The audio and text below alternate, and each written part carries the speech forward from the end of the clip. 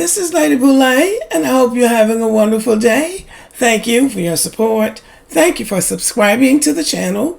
Thank you for your thumbs up, for your comments, and thank you for sharing the videos. Thank you for all you do to support the channel.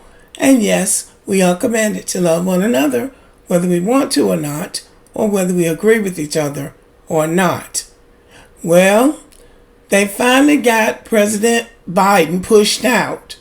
They've pushed him out, and we saw that it wasn't an easy thing to do, getting him to drop out. What troubles me about this is that they are now acting like they didn't know that President Joe Biden had a problem until the debate. And that doesn't sound suspicious to anybody else but me. And now all of a sudden he just had to go. They just had to go. And I don't even like him either. But it's just the principle of the thing. So now my question is there going to be backlash for pushing him out? This article from The Hill says, Crockett says she hopes the geniuses that pushed Biden out have a plan. Oh, I'm sure they do. Representative Jasmine Crockett, Democrat, Texas, threw her support behind Vice President Harris as President Biden's replacement, while criticizing those who urged the president to step aside. Crockett praised Biden in a post on the social media platform X, saying that Democrats, not Biden, were the problem. Biden announced Sunday that he would be withdrawing from the presidential race after being faced with growing calls to resign for weeks following a disastrous debate performance. Well, I hope the geniuses that pushed the most consequential president of our lifetime out have a plan. Who in the hell couldn't sell the MF accomplishments and win over a 34-time convicted felon who isn't even allowed to operate business in the state of New York and therefore should automatically be disallowed from, say, running the country, and his entire team is Project 2025. Joe wasn't the problem, Dems were, Crockett wrote on X.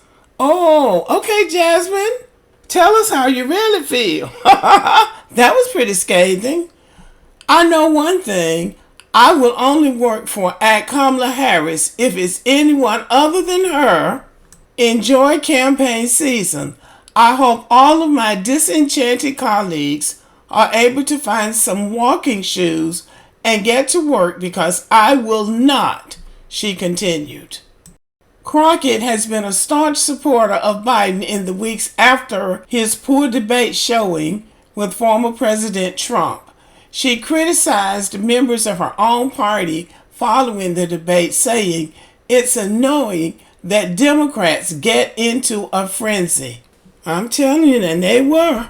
She also doubled down on her support of the president earlier this month and urged people to be united behind the Biden-Harris ticket. Shortly after his announcement, Biden said he would be endorsing Harris as his replacement.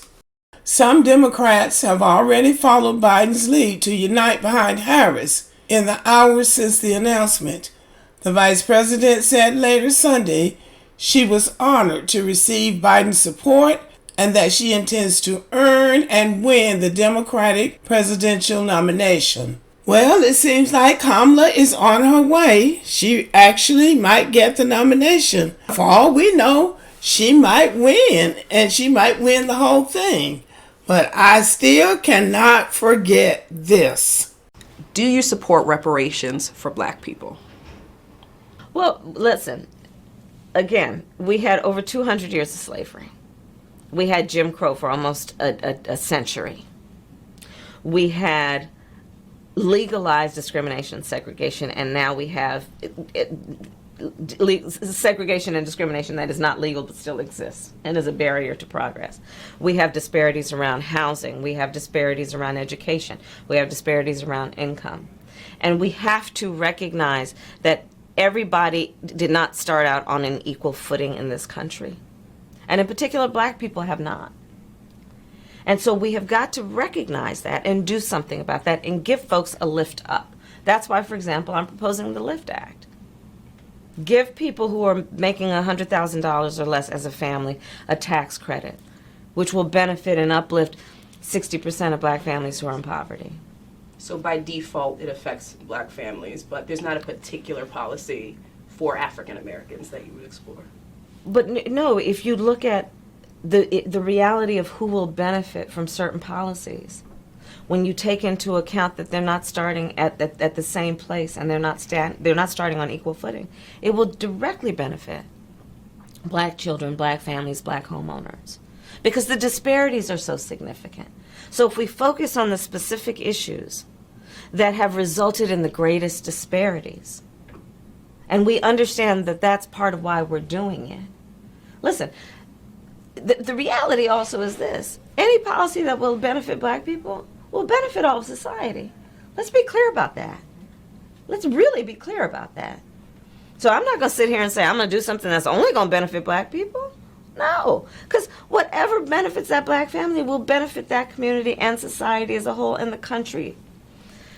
Right? Now, every time they talk about who her supporters are going to be, they always throw black people in the mix. Now, I'm saying, for me, this has turned me off more than anything Joe Biden has said in the last 20 years. This really, really irritated me. So, I just think that as she goes about strutting around trying to give speeches, I don't think we need to forget this. Okay, y'all, let me know what you think about it. Have a good evening.